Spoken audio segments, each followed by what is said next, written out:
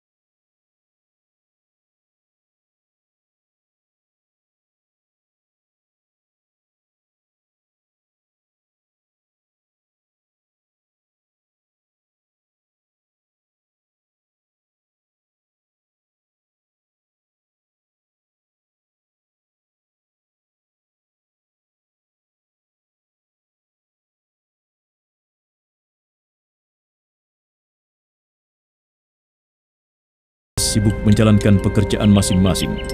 Ada yang mondar-mandir di halaman wihara, ada yang mengangkut batu, ada yang mendorong-dorong gerobak, ada yang tengah memahat, dan beberapa di antaranya sibuk memasang steger. Ki Umbul tampak bersama mereka, membantu mendorong-dorong gerobak yang mengangkut batu-batu wungkul, batu-batu asli yang belum ada pahatan. Di antara kesibukan itu, tampak laki-laki tua, pekerja yang tempo hari mengalami musibah kecelakaan, dengan susah payah mengangkat sebuah arca setengah jadi. Gunadarma buru-buru menghampirinya. Loh, Pak Tua, jangan kerja dulu kalau belum sembuh benar. Sudahlah, biar dikerjakan yang lain. Bapak istirahat saja dulu, sampai benar-benar sembuh. Kalau dipaksakan nanti bisa kambuh lagi loh. Oh iya, bagaimana kakinya? Sudah enak sekarang? Sudah tidak begitu sakit lagi. Oh, syukurlah. Oh ya, mari kita duduk-duduk saja di sini. Tinggal saja pekerjaan itu, biar diangkat pekerja yang lain. Begini Pak, sebenarnya ada yang ingin saya tanyakan pada Bapak. Sampai sekarang pertanyaan itu terus menghantui pikiran saya. Saya ingin tahu. Ya, saya ingin tahu Bapak ini siapa. Maksud saya, siapa namanya? Bapak tinggal di mana? Apa masih mempunyai keluarga? Bapak tinggal di mana? Bapak punya anak, istri? Atau sanak famili? Maaf Tuan Gunadarma, saya sangat berterima kasih kalau Tuan tidak mengutak-atik masalah pribadi saya. Bukannya saya tidak mau menjawab, tapi saya tidak ingin suasana pribadi saya diketahui orang lain. Mungkin suatu saat nanti, kalau saatnya tepat, saya akan menceritakannya pada Tuan. Tapi tidak sekarang. Sekarang saya merasa belum siap. Ya, baiklah, tidak apa-apa. Saya menghargai sikap Bapak. Dan saya tidak akan memaksa. Hanya sampai sekarang saya masih heran. Tidak habis pikir. 2 kali orang itu telah menolong saya. Tiba-tiba dia muncul dari balik kegelapan malam dan ikut bertarung di pihak saya. 2 kali dia telah menyelamatkan nyawa saya. Tapi saya tidak tahu siapa orang itu, manusia atau bukan. Dan mengapa dia menolong saya? Apa alasannya? Mengapa sepertinya dia tidak mau bertemu?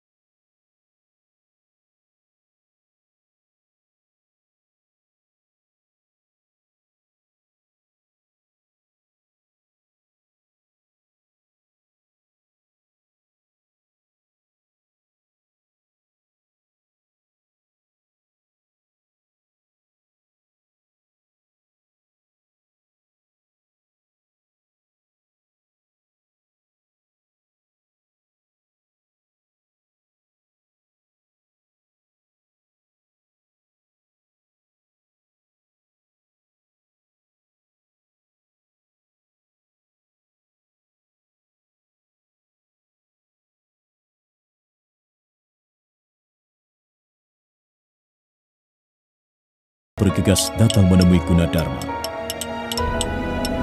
Tuan, itu batu-batunya sudah diturunkan semuanya. Mau diperiksa sekarang atau nanti? Di mana kalian tempatkan batu-batu yang kupesan itu? Di samping wihara, Tuan. Kami tumpuk bersama batu-batu kubus dan arca-arca yang sudah setengah jadi. Bagaimana, Tuan Gunadarma? Mau diteliti sekarang atau nanti-nanti saja? Sekarang. Oh ya Pak, saya pergi dulu ya Pak ya. Bapak tua istirahat saja. Tidak usah kerja. Nanti kalau butuh apa-apa, panggil saja ke Ubul ya. Permisi Pak. Terima kasih Tuan Gunadarma.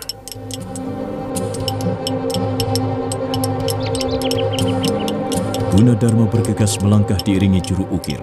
Mereka menghilang di antara para pekerja yang berseliweran ke sana kemari. Sementara itu, pekerja tua masih duduk di tempat semula. Tangannya yang keriput meraba permukaan arca batu yang masih kasar buatannya. Kemudian dia bergumam lirih. Sang Buddha tidak pernah mati. Sang Buddha tidak pernah mati. Tak pernah ada yang datang. Tak pernah ada yang pergi. Tak satu pun hilang di muka bumi ini. Kematian hanya kembali kepada asal mula. kembali pada titik awal. Yang terbuat dari api, kembali kepada api. Yang terbuat dari angin, kembali kepada angin. Bumi kepada bumi, dan air kepada air. Yang terbuat dari udara, kembali menjadi udara. Sementara jiwa tak pernah mati.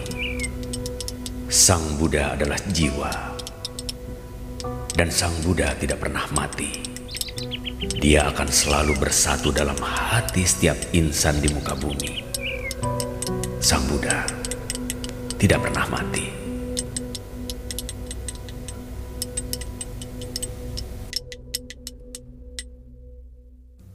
Malam mulai larut.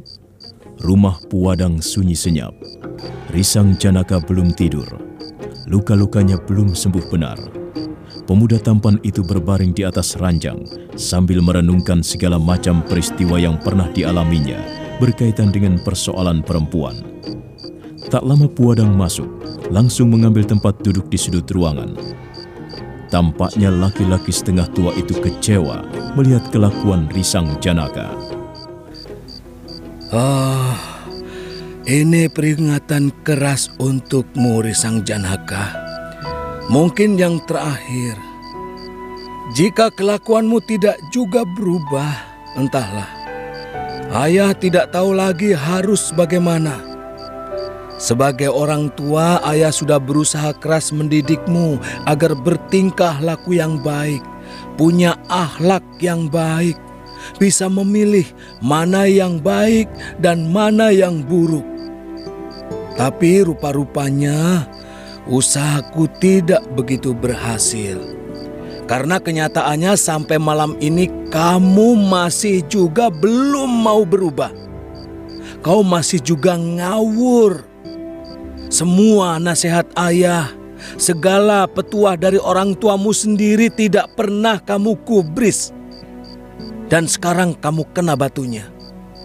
Kamu telah memetik hasil panen dari pohon yang kamu tanam sendiri, Janaka. Jadi ayah tetap menganggap aku yang salah. Kamu sudah berani menggoda putri seorang busu. Apa itu bukan perbuatan salah? Kalau menurut pendapatku, justru itu bukan hanya salah, melainkan juga ngawur. Kamu cari penyakit. Aku tidak pernah menggodanya. Dia yang pertama kali datang padaku. Aku juga sudah berusaha menghindarinya. Tapi dia nekat terus. Sudahlah. Apapun alasanmu, sekarang kamu sudah berurusan dengan Busu Tarai, seorang pejabat kerajaan. Kamu tahu kan itu artinya? Kamu tahu kan Busu Tarai itu siapa? Dan kita ini siapa? Risang Janaka, aku ini benar-benar heran. Setan perempuan dari mana telah bercokol di kepalamu, Janaka? Kalau ayah masih menganggap aku yang salah, ya sudah. Tapi kalau ayah mau berlaku adil pada anak sendiri, biarlah aku membela diri. Aku mempunyai alasan mengapa semua peristiwa yang menimpaku ini harus terjadi, ayah. Tidak usah mencari-cari alasan. Sudah cukup, Janaka, cukup. Sudah cukup kamu membuat susah orang tua. Lalu ayah mau bagaimana? Ayah mau mengusirku dari rumah ini? Supaya ayah bisa hidup tenang? Supaya tidak diganggu lagi sama anak, begitu? Lancang sekali mulutmu. Soalnya saya jadi susah kalau begini, ayah. Ayah mengeluh terus-terusan. Menyalahkan aku terus-terusan. Tidak mau mengerti persoalan yang sebenarnya. Kalau memang ayah sudah tidak suka lagi padaku, biarlah aku pergi saja. Risang Janaka, bukan begitu maksud ayah. Kenapa kamu jadi terus marah begitu? Kenapa ngambul? Kalau diberi nasihat sedikit, ngambul. Marah. Ditegur sedikit, begitu juga. Dasar pemuda pengambulan kamu. pemarah. Bukan seperti itu caranya menjadi dewasa. Sudahlah. Kalau memang kamu tidak mau disalahkan, ya sudah. Ayah tidak akan pernah lagi menegurmu. Tapi sebagai orang tua, tentunya ayah ini ingin melihat hidupmu menjadi lebih baik. Tidak seperti sekarang ini. Hidup pengangguran, acak-acakan. Sudah berapa kali kamu pulang dengan muka babak belur seperti itu? Berapa kali? Mestinya kamu segera cari seorang perempuan, Janaka, yang suka sama suka, lalu menikah, punya anak, punya keluarga seperti yang lainnya. Jangan setiap ketemu gadis lalu senang, dijadikan pacar lalu ditinggal. Ketemu gadis lagi, senang lagi, ditinggal lagi. Kapan selesainya? Kapan? Hidupmu sendiri akan rusak, tahu? Tidak bisa mapan, tidak bisa jadi orang. Pakai ini otakmu ini, pakai Janaka, pakai akal sehatmu. Jangan hanya menuruti hawa nafsu saja. Kalau kamu mau sedikit saja menggunakan otakmu, peristiwa seperti ini tidak akan pernah terjadi. Tidak perlu. Ingat Janaka, jauhi sejauh-jauhnya Ratna Lumbini. Sebab kalau tidak, rasa-rasanya kita akan menghadapi masalah yang cukup serius. Masalah yang bisa membuat bencana mendatangi rumah kita ini. Sri Mah